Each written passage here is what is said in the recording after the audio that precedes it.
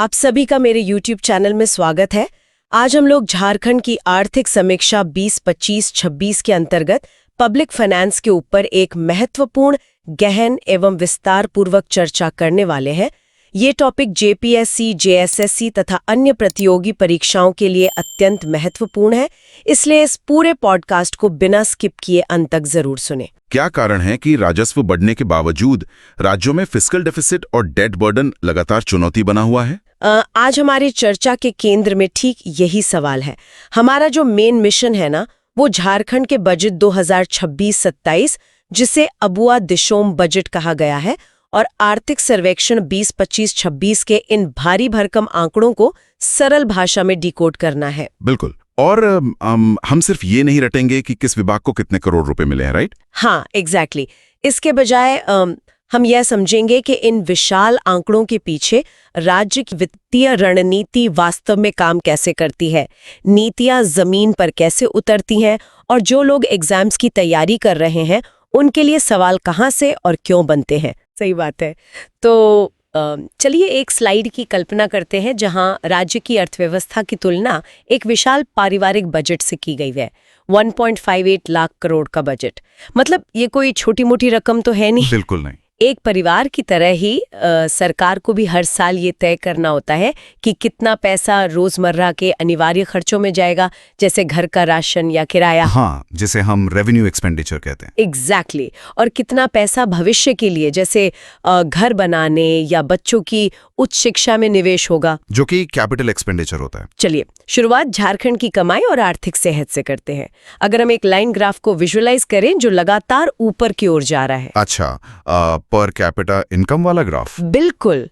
आर्थिक सर्वेक्षण के जो आंकड़े सामने आए हैं, उसके अनुसार राज्य की प्रति व्यक्ति आय यानी पर कैपिटा इनकम ने पहली बार 1 लाख रुपए का आंकड़ा पार कर लिया है। Oh wow. हाँ, 2024-25 में वर्तमान कीमतों पर ये 1,16,663 रुपए हो गई है। Wait, really? 1,16,000। लेकिन क्या ये सिर्फ कागजों पर दिखने वाला आंकड़ा है या जमीन पर भी कुछ बदल रहा है? देखिए, आंकड़ा सिर्फ कागज तक सीमित नहीं है। इसके पीछे कई ठोस आर्थिक तंत्र काम कर रहे हैं। कोविड महामारी के बाद से राज्य में छोटे और मध्यम व्यवसायों का बहुत तेजी से औपचारीकरण यानी फॉर्मलाइजेशन हुआ है। अच्छा। इसके अलावा राज्य के राजस्व में खनन, रॉयल्टीज और सबसे महत्वपूर्ण रूप से सर्विस सेक्टर के विस्तार ने बहुत बड़ा योगदान दिया है। इसी के समानांतर एक और बड़ा बदलाव बहुआयामी गरीबी यानी मल्टी डायमेंशनल पॉवर्टी के आंकड़ों में आया है। हाँ, मैंने वो स्लाइड देखी थी। ये 42.10% से घटकर सीधे 28.18% पर आ गई है। रुकिए, लगभग 13% की भारी गिरावट, और वो भी इतने कम समय में? हाँ बिल्कुल। मुझे यहाँ थोड़ा संदेह हो रहा है। मतलब क्या गरीबी मापने का पैमाना बदल दिया गया है, या सच में जमीनी स्तर पर इतना बड़ा बदलाव आया है? अक्सर ये धारणा होती है कि डेटा को अपने हिसाब से पेश किया जा सकता है ना। ये एक बहुत ही स्वाभाविक और विश्लेषणात्मक संदेह है, लेकिन यहाँ हमें ये समझना होगा कि मल्टी डायमेंशनल पॉवर्टी सिर्फ जेब में आने वाले पैसे के आधार पर नहीं मापी जाती। राइट, उसके पैरामीटर्स अलग होते हैं। बिल्कुल। इसके मापदंडों में स्वास्थ्य, शिक्षा और जीवन स्तर यानी लिविंग स्टैंडर्ड शामिल होते हैं। पिछले कुछ सालों में direct benefit transfer, Gramin Awas योजनाएं, हर घर जल योजना और 100% विद्युतीकरण का दायरा बहुत व्यापक हुआ है। अच्छा, तो जब एक कच्चे घर वाले परिवार को पक्का मकान मिल जाता है। एग्जैक्टली। और घर में नल से पीने का साफ पानी आने लगता है, तो भले ही उनकी नकद आय में कोई भारी उछाल ना आया हो, तकनीकी रूप से वो बहुआयामी गरीबी रेखा से बाहर आ जाते हैं। ये पॉइंट काफी लॉजिकल है। इसके साथ ही राज्य की रियल जीएसडीपी ग्रोथ लगातार 7.02% दर्ज की गई है, जो राष्ट्रीय औसत से काफी ऊपर है। यह निरंतरता बताती है कि अर्थव्यवस्था में एक स्थिरता आ चुकी है। तो इसका मतलब है कि बुनियादी सुविधाओं के विस्तार ने गरीबी के इस आंकड़े को नीचे लाने में मुख्य भूमिका निभाई है। अब अगर हम अपनी कमाई की बात करें, एक पाई चार्ट की कल्पना करते हैं जिसमें राज्य की कुल प्राप्तियों को बांटा गया है। हाँ, रेवेन्यू रिसिप्ट्स का पाई चार्ट। राइट। सरकार के पास ये पैसा आ कहां से रहा है? 2026-27 के लिए कुल राजस्व प्राप्तियां लगभग 1,36,210 करोड़ रुपए अनुमानित हैं। इसे मुख्य रूप से 2 हिस्सों में बांटा जा सकता है: राज्य का अपना कर यानी स्टेट्स ओन टैक्स और गैर कर राजस्व यानी नॉन टैक्स रेवेन्यू। बिल्कुल। और प्रतियोगी परीक्षाओं की तैयारी करने वालों के लिए यहाँ एक सीधा सा सवाल बनता है। एग्जाम में ये ऐसे पूछा जा सकता है कि झारखंड के स्वयं के कर राजस्व में सबसे बड़ा योगदान किस कर का है? State GST. एकदम सही। इसका स्पष्ट उत्तर है स्टेट जीएसटी। लेकिन इस साल के बजट में असली चर्चा स्टेट जीएसटी की नहीं बल्कि गैर कर राजस्व की हो रही है। अच्छा, ऐसा क्यों? और उसका कारण है 25 जुलाई 2024 को आया सुप्रीम कोर्ट का वो ऐतिहासिक फैसला। ओ हाँ, जहां सर्वोच्च न्यायालय ने राज्यों को खनिज वाली जमीन मतलब मिनरल बेयरिंग लैंड पर टैक्स लगाने का संप्रभु अधिकार दे दिया है। बिल्कुल। और इसी फैसले को आधार बनाते हुए झारखंड विधानसभा ने Jharkhand mineral bearing land cess bill पारित किया है। तो ये एक बहुत बड़ा कदम है। और ये कोई मामूली नीतिगत बदलाव नहीं है। ये राजकोषीय संघवाद यानी फिस्कल फेडरलिज्म के लिहाज से गेम चेंजर है। झारखंड जैसे खनिज संपन्न राज्य के लिए इसका सीधा मतलब है कि अब हर साल खजाने में लगभग 11,000 करोड़ रुपए का अतिरिक्त राजस्व आएगा। वाह, 11,000 करोड़! पैसा आना तो हमेशा अच्छी बात है।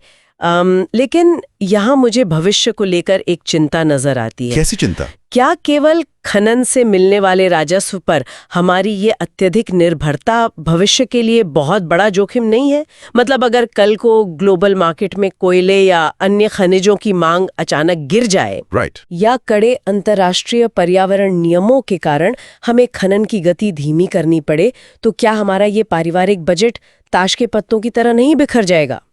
देखिए, अर्थशास्त्र की दुनिया में आपकी इस चिंता को रिसोर्स कर्स यानी संसाधनों का अभिशाप कहा जाता है। रिसोर्स कर्स, राइट। जब कोई अर्थव्यवस्था सिर्फ एक प्राकृतिक संसाधन पर अत्यधिक निर्भर हो जाती है तो दीर्घकाल में वो बहुत बड़ी अस्थिरता का शिकार हो सकती है।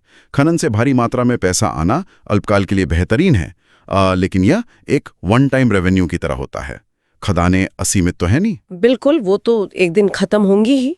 इसीलिए यह सबसे महत्वपूर्ण हो जाता है कि सरकार इस अतिरिक्त 11,000 करोड़ रुपए का इस्तेमाल रोजमर्रा के खर्चों में ना करके भविष्य की संपत्तियां यानी एसेट्स बनाने में करे। और यहीं से हमारी चर्चा का रुख व्यय यानी एक्सपेंडिचर की तरफ मुड़ता है।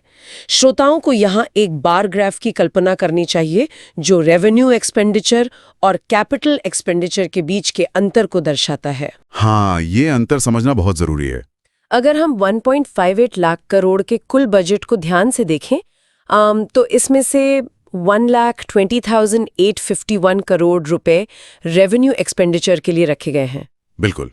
और सिर्फ 37,708 करोड़ रुपए कैपिटल एक्सपेंडिचर के लिए हैं। इन दोनों के बीच का अंतर बहुत बड़ा है। इसे वापस उसी पारिवारिक बजट के उदाहरण से समझते हैं। रेवेन्यू एक्सपेंडिचर वो खर्च है जो सरकार को सिस्टम चलाने के लिए हर महीने करना ही पड़ता है। राइट। इसमें कमिटेड एक्सपेंडिचर यानी प्रतिबद्ध व्यय शामिल होता है, जैसे सरकारी कर्मचारियों की सैलरी, रिटायर हो चुके लोगों की पेंशन और पुरानी उधारी पर दिया जाने वाला भारी भरकम ब्याज। तो ये खर्चे तो टाले नहीं जा सकते। बिल्कुल नहीं। झारखंड के बजट में कुल राजस्व प्राप्तियों का लगभग 29% हिस्सा तो सिर्फ इसी प्रतिबद्ध व्यय में चला जाता है। जब इतना बड़ा हिस्सा फिक्स हो जाता है तो सरकार के पास नई सड़कों, अस्पतालों या इंडस्ट्रियल पार्क बनाने के लिए लचीलापन बहुत कम बचता है। इसके अलावा इस साल अबुआ दिशोम बजट में कल्याणकारी योजनाओं पर भी बहुत जोर दिया गया है। जैसे मैया सम्मान योजना के लिए 14,065 करोड़ रुपए आवंटित किए गए हैं। हाँ, ये एक बहुत बड़ा आवंटन है, जिसमें 18 से 50 वर्ष की महिलाओं को प्रति माह 2,500 रुपए दिए जा रहे हैं। ये सामाजिक सुरक्षा के लिए तो बहुत अच्छा है, लेकिन 14,000 करोड़ रुपए एक बहुत बड़ी रकम है। बिल्कुल है। तो क्या इतनी बड़ी राशि को कैश ट्रांसफर में बांट देना राज्य के कैपिटल एक्सपेंडिचर यानी आधारभूत संरचना बनाने की क्षमता को कम नहीं कर देता? ये दुनिया भर के अर्थशास्त्रियों के बीच एक निरंतर चलने वाली बहस है। अच्छा। एक तरफ जब महिलाओं के हाथ में सीधे पैसे जाते हैं तो वो पैसा तुरंत बाजार में पहुंचता है। वे उससे स्थानीय दुकानों से जरूरत का सामान खरीदती हैं, जिससे लोकल इकोनॉमी में तुरंत मांग बढ़ती है। ये एक तरह का इकोनॉमिक स्टिमुलस है। डिमांड जनरेट होती है। राइट, लेकिन दूसरी तरफ इसका सीधा मतलब ये भी है कि आपके पास नई फैक्ट्रियां लगाने या बड़े इंफ्रास्ट्रक्चर प्रोजेक्ट्स के लिए बजट कम पड़ जाता है। तो दोनों के अपने फायदे और नुकसान हैं। बिल्कुल, और जो परीक्षार्थी इसे सुन रहे हैं उन्हें इस वैचारिक अंतर को समझना होगा। एग्जाम के लिए नोट करें, कैपिटल आउटले का अर्थ है संपत्तियों का निर्माण जिससे भविष्य में आय होगी, जबकि सब्सिडी, पेंशन और कल्याणकारी योजनाएं रेवेन्यू एक्सपेंडिचर में आती हैं। परीक्षा में इन दोनों अवधारणाओं के बीच के अंतर पर स्टेटमेंट बेस्ड सवाल अक्सर बनते हैं। ये बहुत ही स्पष्ट हो गया। आय और व्यय के इसी असंतुलन से जन्म होता है घाटे का। अब थोड़ा राजकोषीय अनुशासन यानी फिस्कल डिसिप्लिन और कर्ज की स्थिति को समझते हैं। हाँ, घाटे का ट्रेंड समझना जरूरी है। यहाँ श्रोता एक ट्रेंड लाइन ग्राफ की कल्पना कर सकते हैं जो डेट और फिस्कल डेफिसिट को जीएसडीपी के प्रतिशत के रूप में दर्शाता है। राज्य पर कितना कर्ज है और क्या हम सही दिशा में जा रहे हैं? देखिए, इसे समझने के लिए हमें दो अलग अलग तरह के घाटों में अंतर करना होगा। रेवेन्यू डेफिसिट यानी राजस्व घाटा और फिस्कल डेफिसिट यानी राजकोषीय घाटा। ओके। एक बहुत ही सकारात्मक बात यह है कि झारखंड रेवेन्यू सरप्लस में है, यानी हमारे पास राजस्व अधिशेष है। इसका मतलब है कि राज्य की रोजमर्रा की कमाई उसके रोजमर्रा के खर्चों से ज्यादा है। ओह वाह! इसे अगर हम आसान भाषा में कहें तो हम महीने का राशन खरीदने या घर का बिजली बिल भरने के लिए बाजार से कर्ज नहीं ले रहे हैं। हमारी रेगुलर इनकम से हमारे रेगुलर खर्चे पूरे हो रहे हैं। एग्जैक्टली। अक्सर लोगों को लगता है कि हर तरह का घाटा बुरा होता है, लेकिन कर्ज का उद्देश्य मायने रखता है ना? बिल्कुल। जब हम रोजमर्रा के खर्चों के ऊपर बड़े प्रोजेक्ट्स जैसे हाईवे या डैम बनाने की लागत को जोड़ते हैं, तब हमारा कुल खर्च कुल कमाई से आगे निकल जाता है। राइट। इस अंतिम अंतर को ही फिस्कल डेफिसिट कहा जाता है। 2026-27 के लिए झारखंड का राजकोषीय घाटा 13,595 करोड़ रुपए अनुमानित है। ये आंकड़ा राज्य की कुल जीएसडीपी का 2.18% है। तो चूंकि हम अपना राजस्व घाटा 0 से नीचे रखे हुए हैं, इसका सीधा सा मतलब है कि राज्य अपनी उधार ली गई राशि का इस्तेमाल केवल खपत यानी कंजम्पशन के लिए नहीं कर रहा। बिल्कुल सही समझा आपने। हम जो भी कर्ज ले रहे हैं वो नई पूंजीगत संपत्तियों के निर्माण में लग रहा है।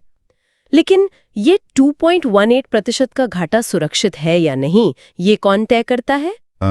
इसके लिए FRBM यानी fiscal responsibility and budget management framework बनाया गया है। अच्छा। ये एक कानूनी सीमा है ताकि राज्य मनमाना कर्ज लेके दिवालिया न हो जाएं।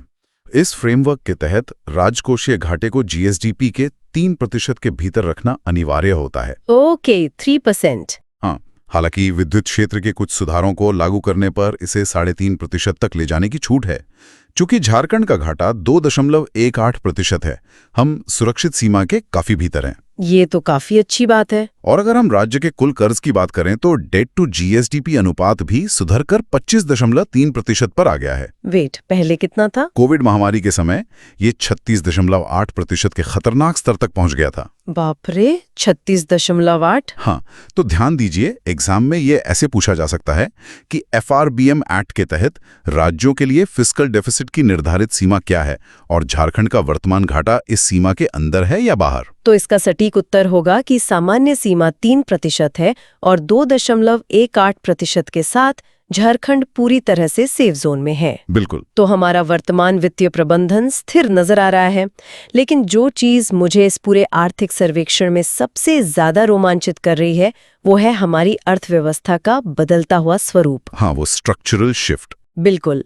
झारखंड का नाम सुनते ही देश भर में लोगों के दिमाग में सिर्फ कोयला खदानें, टाटा स्टील और भारी उद्योग आते हैं। राइट, ट्रेडिशनल इमेज वही है। लेकिन इस बार एक ऐसा संरचनात्मक बदलाव सामने आया है जो वाकई हैरान करने वाला है। अब सेवा क्षेत्र यानी सर्विसेज सेक्टर अर्थव्यवस्था का सबसे बड़ा हिस्सा बन गया है। ये कुल GSVA का 45.56% हो गया है। ये एक बहुत ही महत्वपूर्ण आर्थिक संक्रमण है। कैसे? देखिए, जब अर्थव्यवस्था कृषि से सीधे भारी उद्योगों और फिर धीरे धीरे सेवा क्षेत्र की ओर बढ़ती है तो इसे एक परिपक्व अर्थव्यवस्था के लक्षण के रूप में देखा जाता है। अच्छा, एक मैच्योर इकोनॉमी। हाँ, रांची, जमशेदपुर, बोकारो और धनबाद जैसे शहरों में telecom, transport, real estate, logistics और IT सक्षम सेवाओं का तेजी से विस्तार हुआ है। इसी आर्थिक विविधीकरण का सीधा असर रोजगार के आंकड़ों पर भी दिख रहा है। 2025-26 की अप्रैल-जून तिमाही में झारखंड की बेरोजगारी दर मात्र 2.6% दर्ज की गई है। 2.6%। ये तो राष्ट्रीय औसत से बहुत कम है। हाँ, आंकड़ों के हिसाब से तो कम है। लेकिन जमीन पर युवाओं को अभी भी रोजगार के लिए संघर्ष करते देखा जा सकता है। तो क्या ये आंकड़ा थोड़ा भ्रामक नहीं लगता? ये सवाल अक्सर उठता है। दरअसल ये आंकड़ा पीरियोडिक लेबर फोर्स सर्वे यानी PLFS पर आधारित होता है। ओके। इसके गणना करने के तरीके में अनौपचारिक क्षेत्र, गिग इकोनॉमी और स्वरोजगार में लगे लोगों को भी रोजगार प्राप्त माना जाता है। गुणवत्ता वाले औपचारिक यानी फॉर्मल रोजगार की कमी अभी भी एक चुनौती है। राइट, सबको फॉर्मल जॉब्स नहीं मिल रही हैं। बिल्कुल। लेकिन अगर हम नए अवसरों की बात करें तो एक ऐसा क्षेत्र भर कर आया है जिसने सबको चौंका दिया है। हाँ, और यही वो पॉइंट है जहां मुझे पढ़ते हुए सबसे बड़ा आहा मोमेंट मिला। अच्छा, अगर कोई किसी से पूछे कि झारखंड में सबसे अधिक विकास दर किस क्षेत्र में है, तो 100 में से 99 लोग कोयला या मैन्युफैक्चरिंग का नाम लेंगे। बिल्कुल, नेचुरल गेस वही होता है। लेकिन आर्थिक सर्वेक्षण बताता है कि सबसे तेजी से बढ़ने वाला क्षेत्र fish production and food processing यानी मछली उत्पादन और खाद्य प्रसंस्करण है। भारी उद्योगों वाले राज्य में ये कैसे संभव हुआ? इसके पीछे बहुत ही सोची समझी नीतियां काम कर रही हैं। राज्य सरकार ने बड़े जलाशयों और तालाबों को सीधे स्थानीय मत्स्यजीवी सहयोग समितियों को पट्टे पर देना शुरू किया है। ओह, डायरेक्ट लीज पर? हाँ, इसके अलावा PM मत्स्य संपदा योजना के तहत आधुनिक तकनीकों के लिए सब्सिडी और 0 ब्याज पर लोन उपलब्ध कराए जा रहे हैं। That's amazing. इससे न केवल मछली उत्पादन में भारी उछाल आया है, बल्कि इसने ग्रामीण स्तर पर एक पूरी नई सप्लाई चेन खड़ी कर दी है, जिसमें कोल्ड स्टोरेज और ट्रांसपोर्टेशन शामिल हैं। ये पारंपरिक क्षेत्रों से हटकर एक नए विविधीकरण की ओर कदम है। राइट। ये पॉइंट बहुत महत्वपूर्ण है। एग्जाम में ये ऐसे पूछा जा सकता है कि झारखंड आर्थिक सर्वेक्षण 2025-26 के अनुसार किस औद्योगिक क्षेत्र ने सबसे अधिक वृद्धि दर दर्ज की? तो इसका उत्तर कोयला खनन नहीं, बल्कि fish production and food processing है। एग्जैक्टली। इसे नजरअंदाज करने की गलती बिल्कुल न करें। ये वाकई भविष्य की अर्थव्यवस्था की एक झलक है जो ग्रामीण स्तर पर तैयार हो रही है। और भविष्य की बात करें तो एक और बहुत बड़ा नीतिगत बदलाव होने जा रहा है।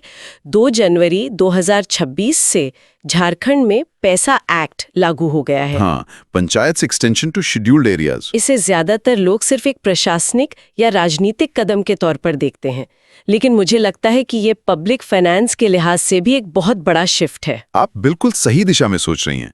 देखिए, पैसा एक्ट ग्राम सभाओं को उनके स्थानीय संसाधनों, वन उपज और सबसे महत्वपूर्ण रूप से छोटे खनिजों यानी माइनर मिनरल्स पर सीधा नियंत्रण देता है। अच्छा। अब तक इन संसाधनों से मिलने वाला जो राजस्व सीधे राज्य सरकार के खजाने में जाता था, अब ग्राम सभाएं उस पर अपना अधिकार जता सकेंगी और उस पैसे को अपनी स्थानीय जरूरतों के हिसाब से खर्च कर सकेंगी। वाओ! और यही बात हमें आज की इस गहरी चर्चा के अंतिम और सबसे विचारोत्तेजक बिंदु पर लाती है। बिल्कुल। जब पीसा नियमों के तहत ग्राम सभाओं के पास अपने छोटे खनिजों और प्राकृतिक संसाधनों से सीधा पैसा आने लगेगा, तो क्या ये वित्तीय विकेंद्रीकरण अगले 1 दशक में झारखंड के पब्लिक फाइनेंस के पूरे मॉडल को हमेशा के लिए बदल कर नहीं रख देगा? ये एक बहुत ही पावरफुल थॉट है। जरा सोचिए, क्या हमारे गांव सिर्फ राज्य सरकार के बजट और फंड का इंतजार करने वाले खर्च के केंद्र से हटकर खुद अपना राजस्व उत्पन्न करने वाले